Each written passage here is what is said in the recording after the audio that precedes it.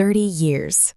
30 years of loyalty, overtime, missed birthdays, and silent sacrifices. The company shook my hand, handed me a plaque, and wired $3.2 million into my account. I didn't celebrate. I didn't call friends. I didn't even stop for coffee. I drove home. Because every dollar, every late night, every scar on my hands had one purpose. Her. Maya. The woman who stood by me when I had nothing. The woman who said, "Someday we'll rest, together." I wanted to see her face when I told her we were finally free.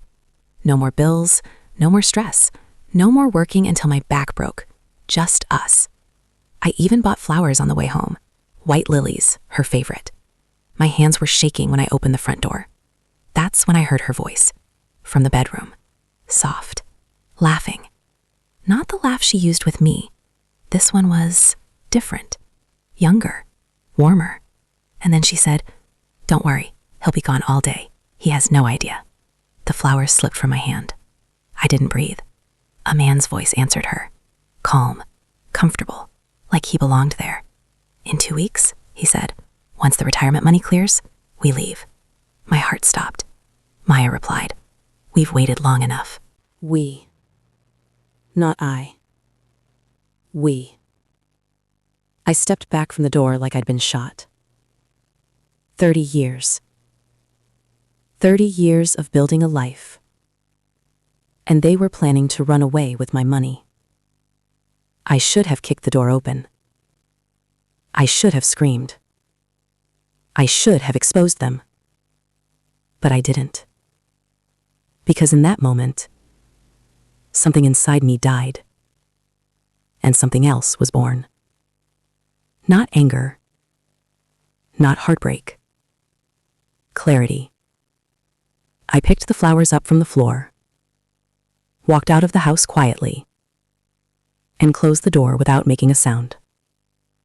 They didn't even know I was there. Good. Because if they had looked into my eyes at that moment, they would have seen a man already planning their destruction. Part 2. The decision. I sat in my car for an hour. No tears. No shouting. No panic. Just numbers. Dates. Accounts. Assets.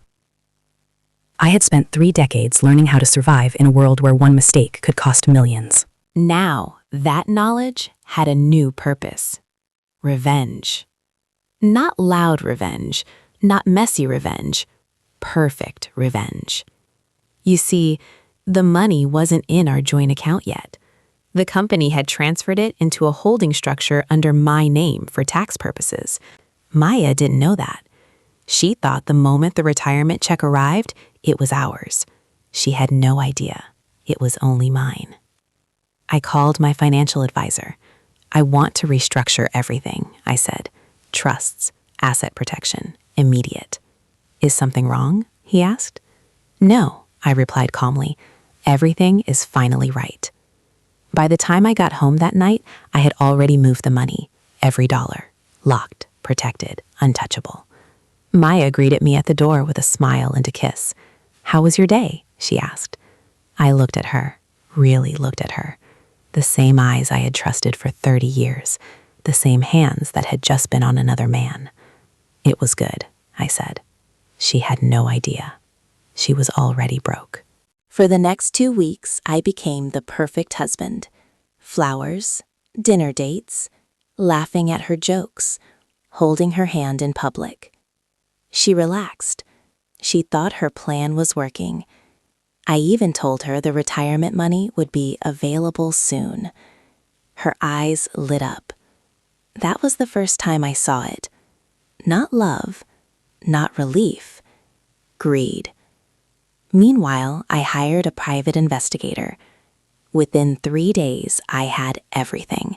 His name, his job, his criminal record, their messages, their hotel receipts, their plan. They were going to leave on Friday morning, plane tickets already booked, my money funding their new life. Maya had told him, "Once we get the money, he's nothing. Nothing. I printed that message and folded it into my wallet. Not for evidence, for motivation. Thursday night, I told Maya. The retirement money cleared. She almost dropped her glass. Really? She said, trying to sound calm. Yeah, I smiled. Tomorrow we go to the bank together. That night, she barely slept. I could feel the excitement radiating from her body as she lay next to me. She thought she was one day away from freedom. She had no idea she was walking into a cage. Friday morning. We sat in the bank manager's office. Maya was glowing. I signed a few papers, then turned to her. There's something you should know, I said. Her smile froze. I slid a folder across the table.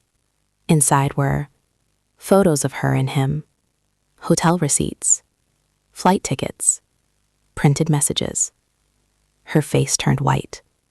I can explain, she whispered. I nodded. I know, I said calmly. You were going to take my retirement and disappear. The bank manager looked confused. Maya looked like she might faint. Then I said the words that ended her world. The money isn't in our joint account. Her eyes snapped up. It's in a trust, I continued. In my name. Protected. Silence. You don't have access, I said. You never did. She started crying.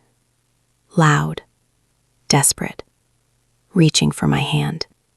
I pulled it away. 30 years, I said quietly. And you traded it for a plane ticket. I stood up. One more thing, I said. I filed for divorce yesterday. She gasped. And since the assets were secured before the filing, you get exactly what you contributed. Nothing. Her lawyer would later confirm it. No house, no retirement, no savings. Just the consequences of her choices.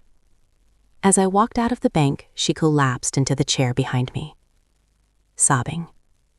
I didn't turn around. Because revenge isn't about watching them fall. It's about walking away while they realize they destroyed themselves. 2 weeks later, the private investigator called me. You'll want to hear this, he said. Her lover? The man she planned to run away with? He left her. The moment he found out there was no money. He had been using her too. She lost everything for someone who never loved her, just like she had done to me. 6 months later, I moved to a quiet coastal town. Small house, ocean view, peace. For the first time in 30 years, I slept without stress. The money was still there, safe, growing.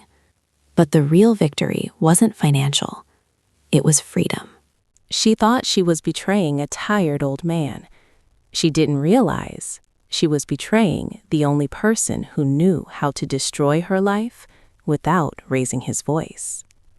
And the day she chose greed over loyalty, she signed the papers to her own downfall.